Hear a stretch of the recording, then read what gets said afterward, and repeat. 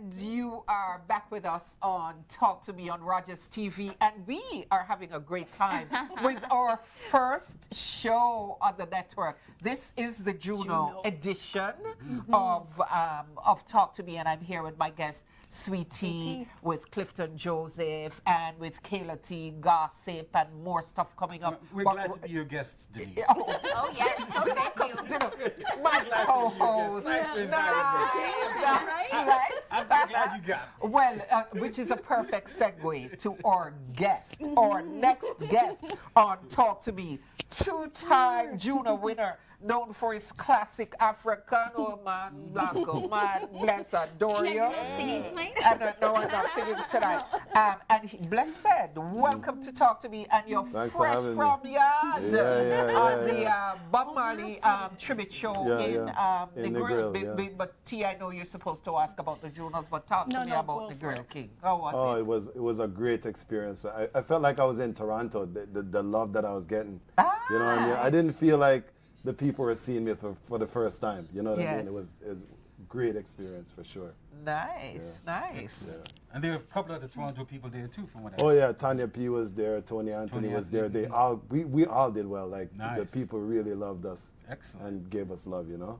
Nice. That was at MX3, right? MX3 yeah, line. very nice. All right, so welcome back to Canada. Yeah. Man. Down All to right. business. This is the Juno show. Yeah. You've got Cry to Me up for Cry Every Day, up for a Juno. Now, I want to just read this.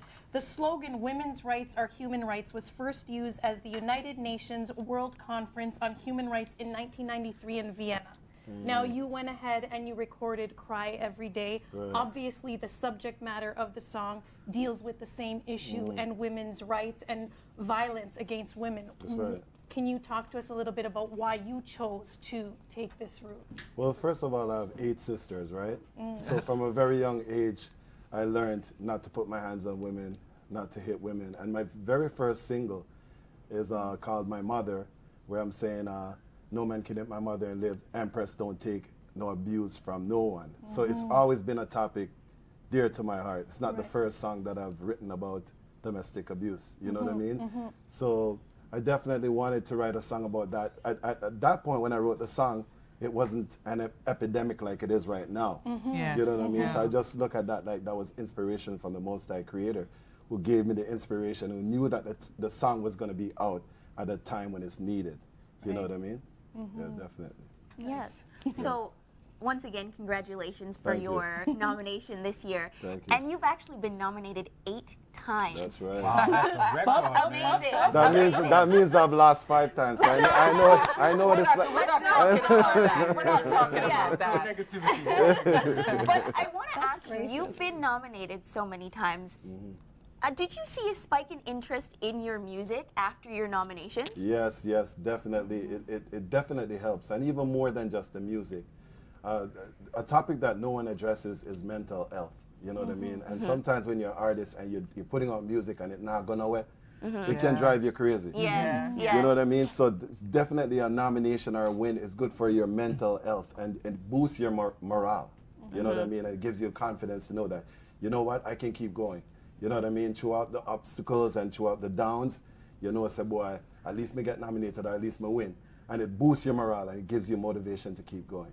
Nice. Blessed, man, thanks a lot for being here again, Thank man. you. And it used to be in the beginning of the categories, the reggae, the black categories, and the Junos, we used to say that when you win in the reggae category, the dance category, the soul, there was a calypso reggae at one point, that it's the pathway to oblivions. And I was wondering where you've been, because for a while there, it seemed like after the first win or so, you just went somewhere and I didn't hear about you. Well, What happened during that time, man? During that time, you know, I was just coming out of a 15-year relationship. You know what I mean? Which was a rough breakup.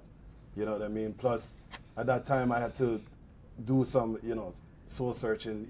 I had to do some introspective work, you know, look at myself and say, all right, where am I going with this? You know what I mean? And the thing when you do reggae music, sometimes you don't make no money, but you need money to live. Yeah. You need money, and when you have kids, you gotta support them. They're going to school, so I made a decision that I need to get a job because before that I wasn't working. So it was really rough on me. Well, I You know what just mean? want to step in there when you say you Yeah. weren't working. You Yeah. mean you were working only on reggae Yeah, music. just music alone, Yeah. but I didn't have a 9 to 5. 9 Yeah. to 5. Which meant that the cash was coming in little by little. Yeah, yeah, by but little. it comes in. It comes in a lot sometimes, but it's not consistent. Yes. You know what I mean? Yeah, yeah. So that's where I was, just working a 9 to 5 and still doing my music, but more for like music is a thing where you have to give it 100%. Because And that's why you didn't see me. So now I quit my job. I'm the 9 to 5, and now I forward and.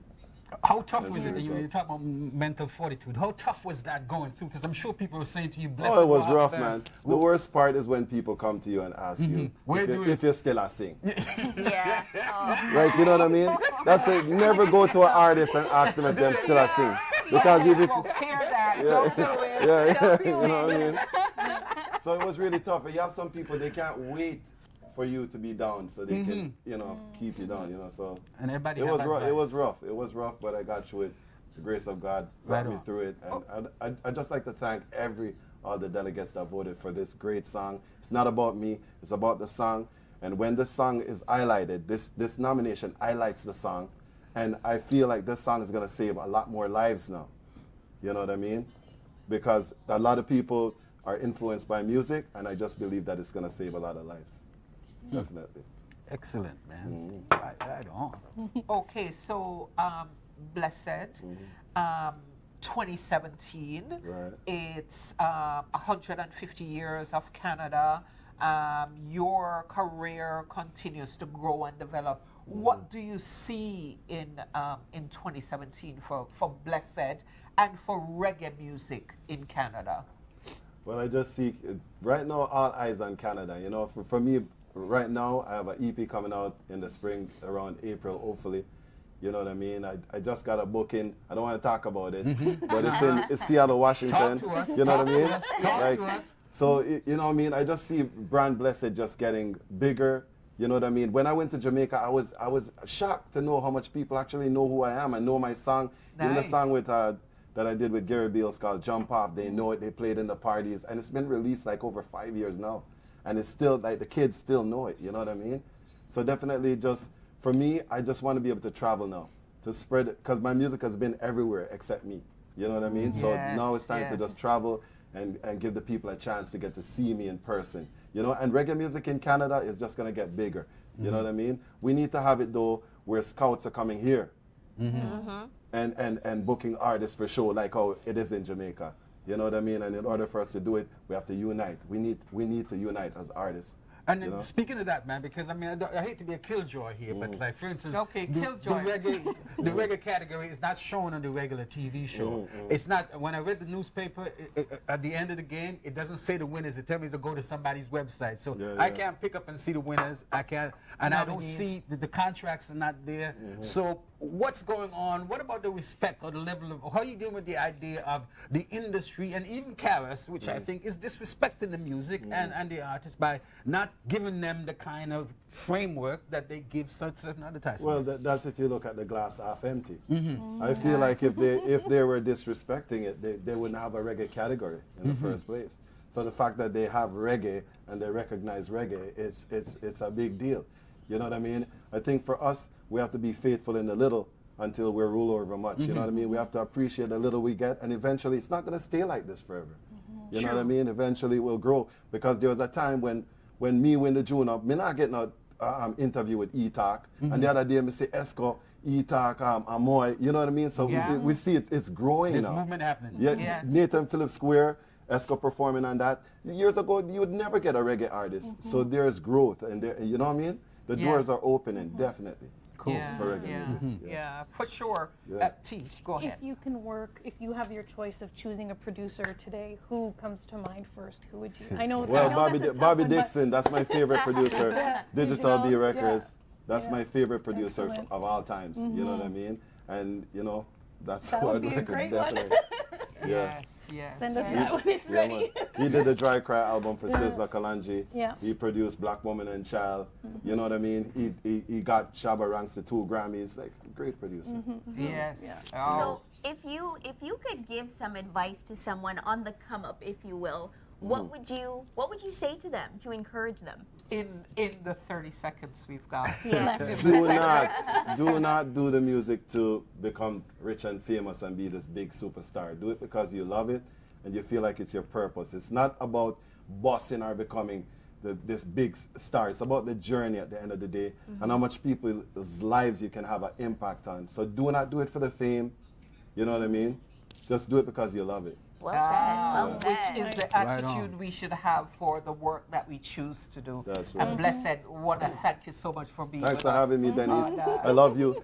Denise, enough people don't know. Without Denise, I'll be nothing. You know what I mean? Like, straight up. Yes, You know what I would mean? be something. Trust me, Denise. Dennis, another disclosure. Yeah, man, like definitely Denise has been there for me from the beginning, you know what I mean?